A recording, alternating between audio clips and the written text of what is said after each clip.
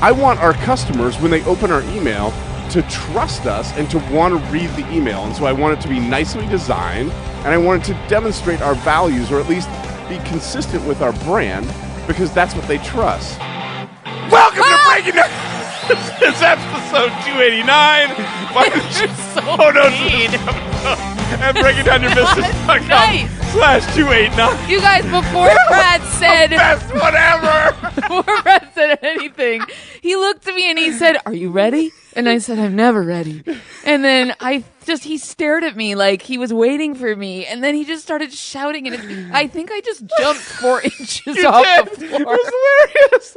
It's not hilarious to scare someone. Tell Ellen Where's DeGeneres your humanity? that. Tell Ellen DeGeneres that. Oh my God, that's right. She's So, teaching the wrong I'm thing. Brad from the Anchor Ellen, Advisors. stop it. I'm Jill from the Founding Moms, and I'm kind enough not to scare you today. And she's the funny one. Oh my God. So, Jill, you got a new book. I do. Hold on, my heart rate is slowing down. I do. I have a brand new book. It just came out, you guys. If you would like to read a book full of tips, tricks, anecdotes, there are lots of activities, lots of tech tool recommendations. You can go to Amazon and buy it. Are you ready for the title? Wait, Amazon? Amazon. Have you heard of it? I've never heard of it. It's a place where you can buy a book called The Best Business Book in the World. And it is. We know that. According to my mom. That's the subtitle. The best business book in the world. She also says this is the best podcast According in the world. to my mom. She does. She says a lot of things of mine are the best in the world. So that's But the not book that title, sweater. and you can't miss it because stop it with my sweater. Because my face is all over it. So you're gonna just see it and go, "Oh, there she is," and just click the button. I'm not even gonna tell you what it costs. It doesn't matter. It's Amazon. We all just click the checkout link. It's totally. It's like plane money. Her face is all over it, but I think you missed an opportunity, Jill. Uh-oh. Because you have a great picture of your face on the front of the book. I think on the back of the book, you should have had the back of your head. I thought you were gonna make a butt joke of some. No, that would have been even funnier. I was like, oh God. no, come on. The back of my head. Oh, because you want it to be me like too. a book Yeah, sandwich. right. Like, oh, that's with you terrible. in the middle. That's terrible. So don't hire Brad for book marketing, but he's an excellent business consultant. So on today's show, we're talking about why. Asking your why. You know the why? I love why. Yeah, well, we're going to talk about that. Super hot and trendy, so we're going to talk about it. Actually, I think it's pretty much past its prime, but we're still going to talk about it. I think it's been around since the beginning of business time.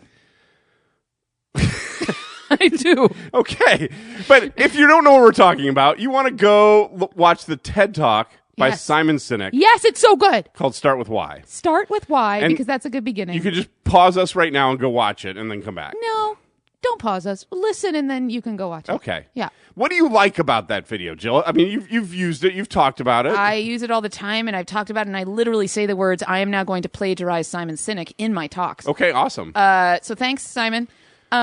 Because it was the first way that someone explained why is so important in business in such a clear way that makes total sense. So why is why important in business? See, I'm not going to do as good a job as Simon. Can I you? know. Can you remember him word for word? Or do you No. have it? You give it to me in your own my words. take on it Yeah. is that without the why, without knowing why you're doing what you're doing, no one's going to trust you and no one's going to pay you any money. So if the reason that I am running my business, the Founding Moms, or the why Brad and I are doing this podcast doesn't match a why you believe in, you're likely to not listen. And I think one of the other points he makes is that we start out talking a lot about the what and the how. Yes. Right? Yes. Like, I'm a business consultant and I do these things. And I sit there with my eyes rolling back into my head going, exactly. I don't care. That is super boring. But the why, if what I tell you is that I make companies where people's passions get to be played out, where their lives are fulfilled. Hey, Brad, I believe in that. That's a lot better. That's a lot more interesting, right? Yeah. So I've been paying attention to a guy named Marcus Blankenship. I love the name. He's at marcusblankenship.com, just, Okay. you know. And he writes to a very particular audience. He writes to software developers who want to become managers. Ooh. And he's got some great advice if you're in that situation. But even if you're not, one of the things that he wrote about this recently is that sometimes the why is also important when we're delegating tasks to our team. What? Right? I didn't know if I should have said what or why there. There you go. Why? Because if you think about the way we do delegation, Yeah. a lot of times it's the what and the how, right? Like, go give me this marketing I want plan. you to design this newsletter. Okay. I want you to use a MailChimp template. But I want need it to be to know these what you colors. want me to do. Of course you do. Okay. But which would be more helpful in getting the right thing, particularly in a creative task? I see where you're going. The what or the why, right? I want our customers, when they open our email, to trust us and to want to read the email. And so I want it to be nicely designed, and I want it to demonstrate our values, or at least be consistent with our brand, because that's what they trust. I mean, now that you say it, it's totally obvious that one should do that. But I think the biggest thing I also took from Simon was I've woven the concept of why, and now I'm trying to take credit from Marcus. I'm not really. Into everything we do, like even into my personal life. Okay. Why helps everybody understand That's exactly where right. you're coming from. That's exactly right. Everybody. But we don't do it. Well, I try now. But you're right. You're right. It's really easy to forget because it's like, hey, could you just go post this thing for me? Hey, could you just go print this thing for me? Right. But the other thing about the why, including the why, also adds meaning to the task. Like, hey, go post this thing for me. Okay, I'm doing it. I'm earning $5 or whatever I earn. There's so what? But if you say, hey, I really want to increase social media engagement, and so I've created these posts. Will you post those for me and keep an eye on it and make sure that there's some interaction there? If in fact, you're making me realize that the other day I was talking to somebody on my team and I said, could you do this thing? And until I said the why, the answer was, yeah, sure, cool. And then when I said the why, we had a huge discussion about, well, should we do that? There you go. Maybe we should do this. I think that's the other thing. This just happened, Brad. Yeah, that's just the other day. I think that's the other thing that happens when we talk about the why. Yeah. Is that we have to give up the tactics to a certain point, right? So instead of saying the what and the how, if we say the why, hey, I'm trying to develop a better email interaction that people are trusting. Yeah.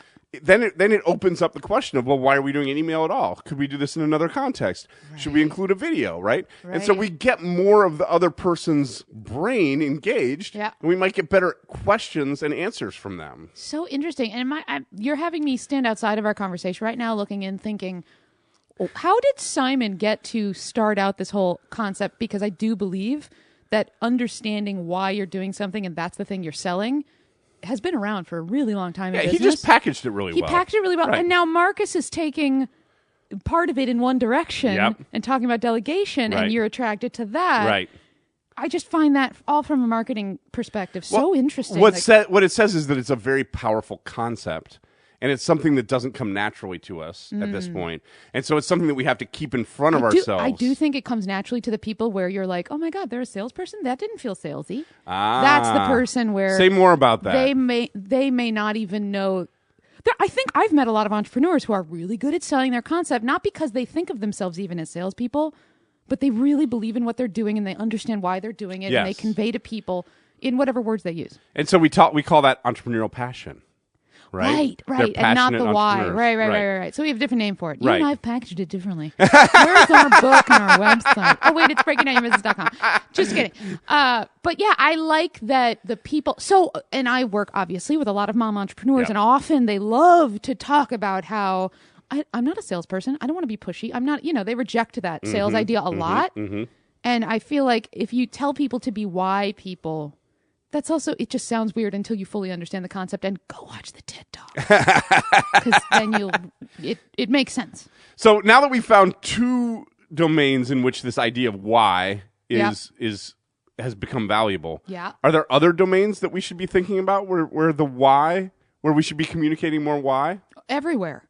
So are you thinking of something specifically? I mean, there's delegating, there's selling. Right. I think in branding, obviously, you need to know why you're running your company and what it should look like. Values are important in branding, and those are all why things. I always nix accounting. I don't think we need it in accounting. I don't think we need anything in accounting. I don't think we need accounting. So let's just put that one to bed. I think it's really important when your accountant says, hey, your average DSO is down. That's true, fine. Why do I care is a really good question. It's SEO. You need to know for rankings. Why is ranking important to you? Right. And what is the goal? Why are you doing this? But I'm also thinking about, like, with my kids. Hey, that's not the way we act. Why? Well, because we want people to feel included and connected. Oh my God, I feel like this is like a Reading Rainbow teachable moment. Reading Rainbow. Okay.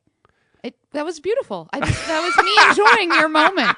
God, Forget it. Moving on. I already said it, by the way. So earlier. I do think if you have not seen the Simon Sinek video, you should go back and watch it, because I do think there's applications way beyond just the why of your business. I mean, that's super powerful, but there are a lot of other places to apply it. So if you're thinking about places where you could apply your why, call us at 708-872-7878. I love it. I love it after, what is this, 4 years? You still don't know the number I to call us. don't. You guys can also text us at 708-872-7878. It's the same number. Also, if you stop by breakingdownyourbusiness.com, you can join our mailing list and get top productivity tips from Jill and Brad. Woo! And it's super fun. You get the show notes every week in your in-mail box, and it's excellent. I love that you called it an in-mail box. Yeah, if that's you have what I one of called those, call us. 708-872-7878. That's where I'm sending the show notes to your in-mail box.